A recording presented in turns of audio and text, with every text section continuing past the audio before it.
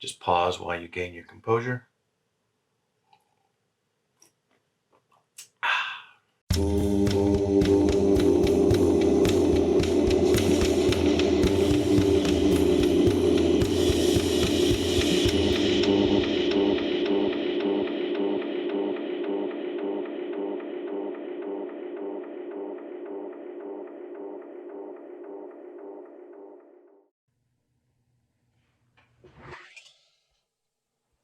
Hello, VC. Plastic Eric here, Plastic Soundwave Cult, here for a fall edition of Collection Connection, the game that's just an excuse to talk about music.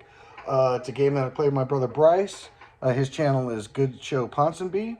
He does his responses every Thursday, and as you can see, mine are done basically every Monday. And so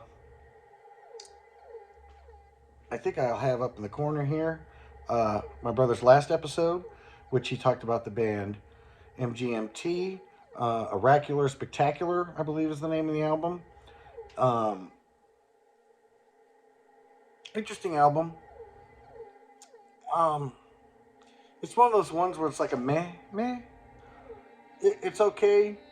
It didn't, nothing really, sparked out at me as being a great song on there necessarily.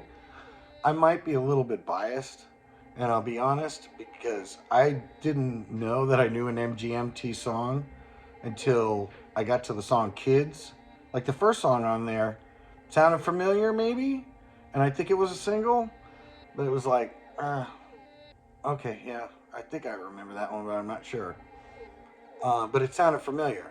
But when that song Kids came on, oh man, did the memories come flooding back for that one. My local alternative radio station, 103.9, it no longer exists.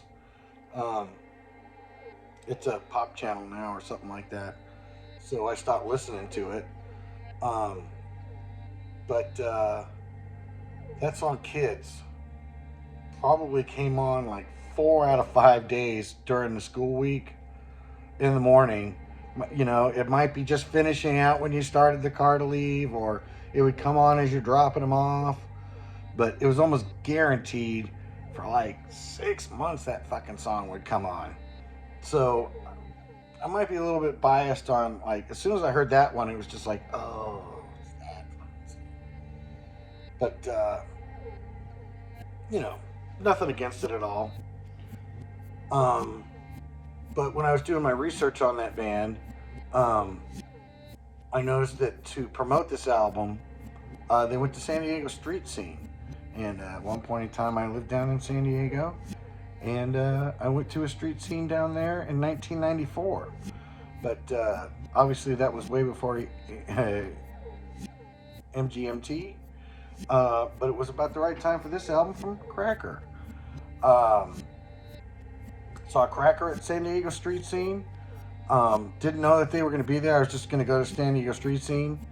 And it's a big party where they basically shut off all the roads in downtown San Diego, and you can walk around, and they have food, vendors, people selling stuff, the local shops. I remember eating like an alligator sandwich. But I went to go see Cracker. And Cracker is probably, there's some country I like Johnny Cash, Hank Williams Sr.,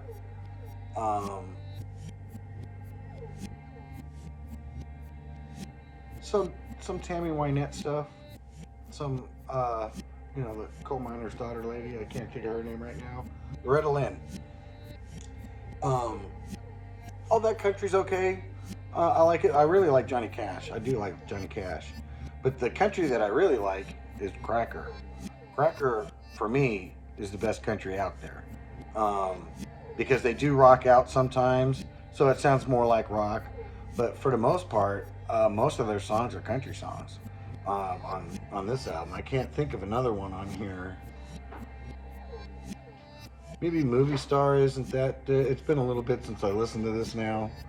I'll be doing my homework afterwards. Yeah, I Want Everything. Low was the big hit off of here. I believe the hidden track, Eurotrash Girl, was oh, this is Kerosene Hat, by the way.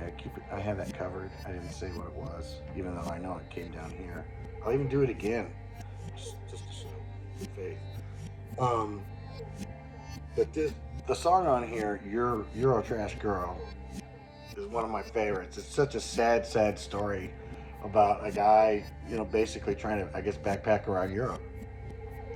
It's a brutal song, brutal. If you get a chance, listen to it. It's a great song. About 7 minutes, so it's like a long country song, which you don't see a lot of either. And I'm not necessarily a prog guy, but I do enjoy long songs, whether they're whatever genre they're fall in. But I love long psych songs that aren't necessarily proggy, but psyche. And these guys do like long country songs and slow country songs, and just they really do mix it up. They don't have like a one sound, except for David Lowery's voice, obviously. But the guitarist for this band, now I can't think of his name offhand. Johnny something, but he's a really underrated guitarist. It's not like he plays anything necessarily that fancy, but he knows how to pick good notes and make good, melodies and stuff like that. And so, yeah, Cracker is still one of my favorite country bands. And I'm way over my time, so with that and that big funk, I keep doing that, and then I forget about it until I edit this thing. And so that's why it's not just about the music on this whole shit. So until next time, bye.